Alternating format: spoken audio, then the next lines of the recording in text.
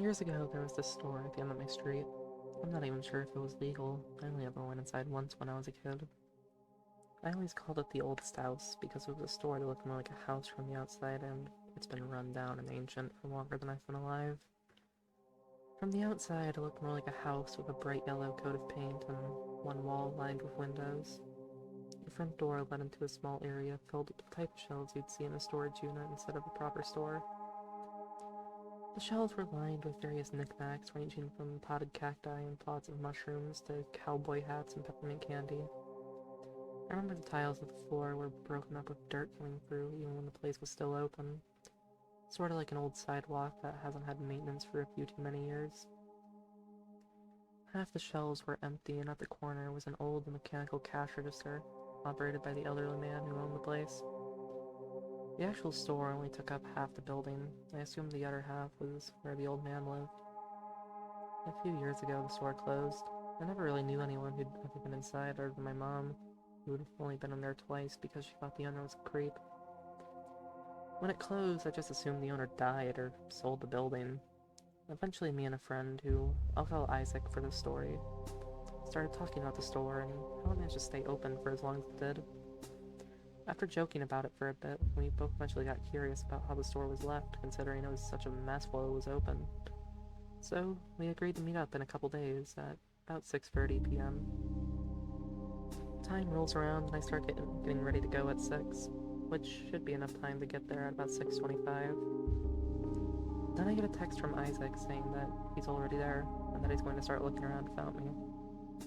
I honestly got a bit annoyed just because I wanted to see his reactions to any weird stuff, but I didn't say anything and just got in the car. I pulled into the old parking lot, just more to the gravel clearing off the side of the road, and stopped right next to Isaac's car. I sent him a text saying I'm here and head inside.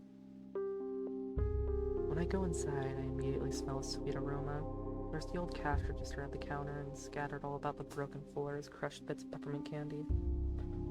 There's blue flowers growing through the cracks in the floor, and most of the metal shelves are knocked over. The pots and vases they were holding are shattered and litter the floor. I noticed the old door behind the counter was left ajar, and its hinges screech as I wander through. When I turn on my phone's flashlight, I'm greeted with a room akin to my grandfather's living room. A small sofa, a recliner, an old TV, an American flag, and various other trinkets. I notice more blue flowers growing from patches of mold on the carpet as I go towards the staircase, leading into the basement. The basement seems to have been the owner's bedroom, although it's quite bare bones. There's a bed with a nightstand, a closet door, a desk with an old computer atop it, and a large hole in the wall leading to some sort of tunnel. All normal things in a bedroom. There's still shattered bits of concrete around the floor by the breach, as if something tunneled into the room. The tunnel is big enough for one person to walk down while standing at full height. I shine my flashlight down the tunnel to see hundreds of blue flowers growing from the dirt. I don't see any end to it.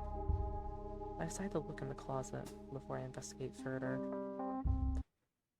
and see Isaac lying there, twitching, with blue flowers in his mouth and his skin unnaturally pale.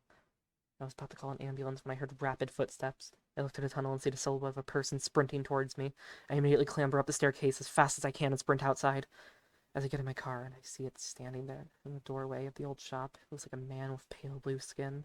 It was all too familiar, flowers sprouting out of his mouth, growing from his arms and legs, bursting out of his eye sockets and infesting his ears. He steps outside of the building and into the setting sunlight, and the flowers immediately begin to wilt as he quickly retreats back into the shade. He seems to stare at me despite a lack of eyes for a few moments before shambling further into the building. I call the police and wait in my car. After a while, 2 officers arrive. I try to explain the situation in a way that doesn't sound too crazy, and they both head inside the building. After a few minutes, I hear gunshots. As I continue waiting, I notice the sun is almost entirely set by now. I eventually notice the door behind the cash register open inside the store, and I immediately see two husks covered in flowers shamble out. I notice one of them is the same that chased me before, while the other seems to be Isaac.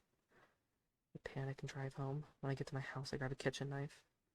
and bring it with me as I go to bed, despite the old store being a 20-minute drive away. I just woke up, and that's what I remember from last night. It was probably just a dream, but it feels real.